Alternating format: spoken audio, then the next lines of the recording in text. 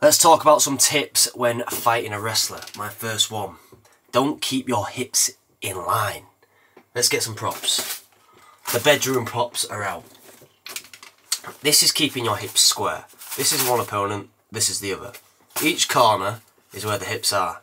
If I keep my hips square to a wrestler, their shots, their takedowns, they're strong. If I literally change the angle a little bit, like this, what they've got to do is change to then shoot in, because they want their hips in line with your hips. Doesn't matter which side you go, they've got to change their angle to shoot. If you're changing the line of your hips all the time you're moving, they've got to keep reasserting their stance, which makes it a lot harder to do your takedowns. If you stay square to them with all your strikes, you go in phases but always in and out on the same line, all they've got to do is shoot in to grab both your hips. All you want to do is work on changing the lines so they're not as strong. If they shot from here and didn't change their position, they're not going to have good control of you, and you can work on getting that angle. Whereas if you're square, they control both your hips and then they have got you. Main thing is keeping your hips out of a line. There's a guy that's really good at this. I met him in Thailand. I'm even going to search it up now. He's amazing. If I can find his Instagram. Yes, that's it. This dude here. If that focuses. I don't particularly know how to say his name properly. Yaroslav. He's Ukraine and he fights in Bellator. He used to be the Bellator welterweight champion. He's amazing at this. Going out, keep his hips out of the line, then when he wants to strike, he'll come in, throw his strikes, and then he'll get back out and changing his hip position. Just making sure he's not square to his opponent's hips. This gets on to the next point. Don't really brawl with a wrestler, because when you brawl, you're stuck in the mud, and it's the same principle and the same concept as this. All they're going to do is change the level and shoot, and it doesn't matter because your hips are in a line. So instead of brawling, you want to be picking your shots and then moving straight away after that. Soon as you brawl, you're stagnated, and it's a lot harder for you to prevent those shots. We want to prevent them. Yes, we can defend them, but if we can prevent the shots in the first place, it then makes it 10 times easier.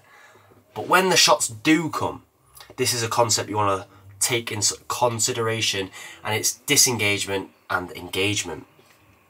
Disengagement is your frames, using all your frames and your movement. Engagement is where you're grabbing on with defences.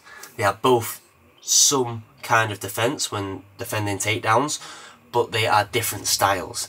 Disengagement is disattachment, it's anti-wrestling style. Engagement, this could be used to re-counter a wrestle or a takedown, so then you're on top on the floor. But if you're fighting if you're a striker, you don't want to do that. You want to be anti-wrestling. This is where the disengagement concept is going to come into play. All about those frames and keeping your grips on the inside. None of this grabbing around, because as soon as you grab, you engage into the wrestle. And if they're a heavy wrestler, they've been doing that sort of stuff the whole life. The whole life. And they're just going to scramble and chain them from there. We're going to work on getting those frames in to get our hips away, then use our feet to move and take our hips out of the line. So you're going to make like an L shape. Get the same props. If they shoot in, you're going to use your frames to then start getting back and L-ing out. It's quite hard to do with this. But let me show you. I'm going to stand up. I'm like this in my stance. Engagement can count as the whizzers, it can count as in grabbing over them. Disengagement is frames. So I'm going to move with my frames and I'm going to circle out from there. You don't want to go back in straight lines. Another little tip, don't get put on the fence. Soon as you feel yourself getting to the fence, you want to work on getting off it. Options we have is either going straight at them, but that means your hips are square again. The better option is circling your hip towards the centre. The centre, that is very important, that point. You need to go towards the centre spot. If you circle along the line of the cage, you're just going to be still on the cage and you're going to be going round and round like a roundabout, like a what are those things at the parks? I forgot. Where you used to be on a kid and you swing it round and it goes really quick. One of them. Because you want to get back to the centre spot so you're not in the threat of getting taken down against the cage. If you just circle the line of the cage, you're never ever coming off it. So you want to get back to that centre spot, and it's all about getting that hip back to the centre. They're kind of my tips when fighting a wrestler. They're the main things I focus on in my spars. That's why we do things around here, because we're built different.